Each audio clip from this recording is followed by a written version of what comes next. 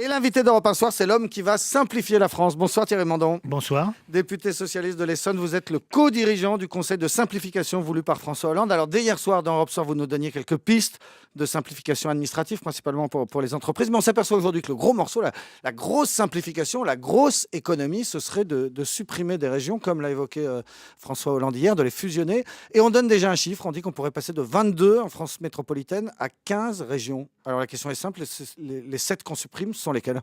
Alors d'abord, c'est pas supprimé.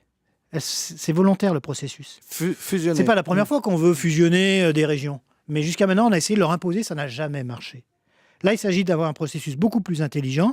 On pousse les régions, on les incite à négocier entre elles et on leur donne un peu d'argent si elles fusionnent. Et on pense en effet arriver à un chiffre qui sera compris entre 15, ça peut être 16, ça peut être 17. Je dirais que c'est pas peu importe, mais en tout cas, ce qui compte, c'est que la tendance, le mouvement soit pris. Alors, lesquelles pourraient fusionner? On pense tout de suite aux 2 régions normandes qui pourraient n'en faire plus qu'une. Si c'est volontaire, c'est pas à moi de vous les dire, parce que si je vous les dis, vous allez dire, c'est pas volontaire, donc c'est aux élus locaux. Mais par exemple, vous citez Basse-Normandie, Haute-Normandie, ça fait des années qu'on en parle, je sais pas. Je sais que les élus de Basse-Normandie sont très allants là-dessus, ils le disent partout. Je crois que les élus de Haute-Normandie réfléchissent un peu plus. Bon, le problème, c'est que la situation a changé pour les collectivités, pour les régions. Elles auront de moins en moins de sous dans les années qui viennent. 15 milliards d'économies sur le fonctionnement des collectivités territoriales. Sur les 50 milliards de réduction des dépenses annoncées par le président, il y en a 15 qui proviennent des collectivités territoriales. Donc, elles auront moins de sous. 2, elles ne peuvent plus faire comme avant, demander des impôts locaux chaque année un peu plus aux habitants. Les habitants, ils en auront ras-le-bol des habitants. Et donc, cette précarité financière à moyen terme pousse les régions à se réorganiser et cette réorganisation va être accompagnée par le gouvernement. Et on peut économiser combien en fusionnant au moins 7 régions? C'est difficile à dire parce qu'il manque d'études d'impact. Si on regarde ce qui s'est passé au Canada, c'est long, ça s'est fait sur 10 ans au Canada. Mais c'est des gains considérables, c'est plusieurs milliards d'euros par an de fonctionnement. C'est une beaucoup plus grande cohérence dans la carte des services publics et c'est des économies d'échelle puisque si vous faites un appel d'offres pour 50 lycées plutôt que sur 15, vous avez des chances de payer ça moins cher. Alors, qu'est-ce qui nous dit qu'aujourd'hui ça va marcher? Parce qu'on se souvient que Jacques Attali avait suggéré, lui, une mesure encore plus radicale de supprimer tous les départements. On se souvient du rapport Balladur qui voulait, comme vous, passer à 15 régions au lieu de 22 et puis à chaque fois, il ne s'est rien passé. C'est la situation des départements qui a changé, et des régions qui a changé. Comme je vous le disais, ils ont moins de sous et quand ils font des impôts, ils se font engueulés par leurs habitants, voire plus. Donc, ils ont une situation financière de moyen-long terme qui est très précaire.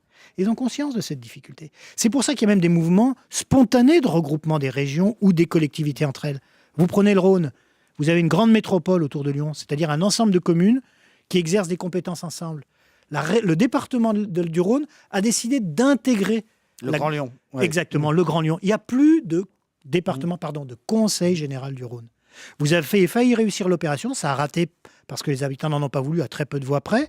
En Alsace. Exactement. Oui, mais alors j'allais vous dire, justement, l'Alsace, c'était le plus évident de 2 départements, une région, une seule identité.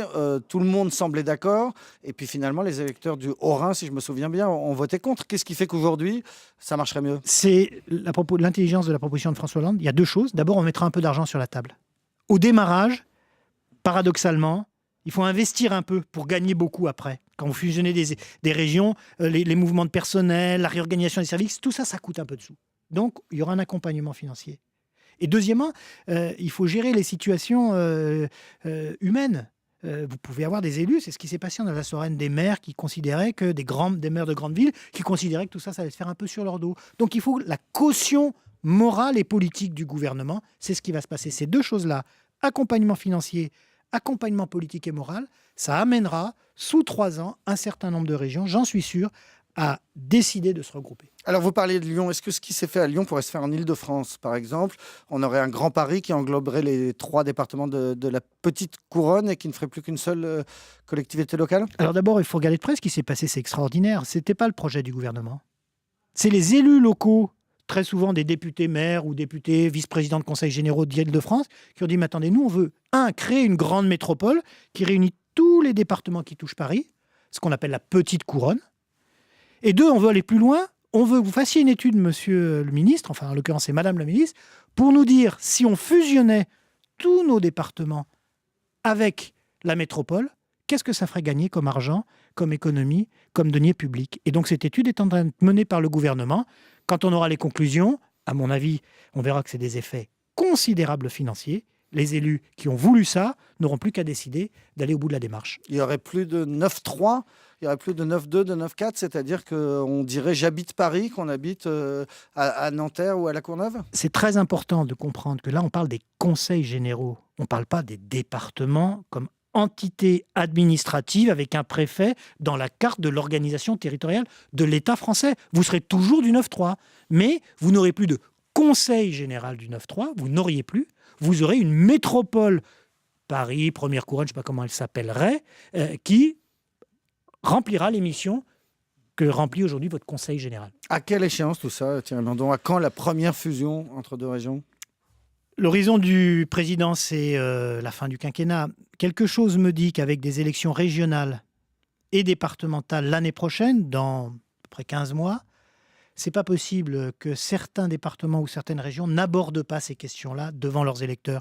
Et donc je pense qu'il y aura des résultats concrets dans les 12-13 mois qui viennent. Voilà, puis il y a encore un autre grand chantier dont on reparlera, celui dont vous êtes chargé, c'est la simplification pour les entreprises, puisque vous co-dirigez ce conseil de simplification. Merci beaucoup d'avoir été l'invité d'Europe 1 Soir.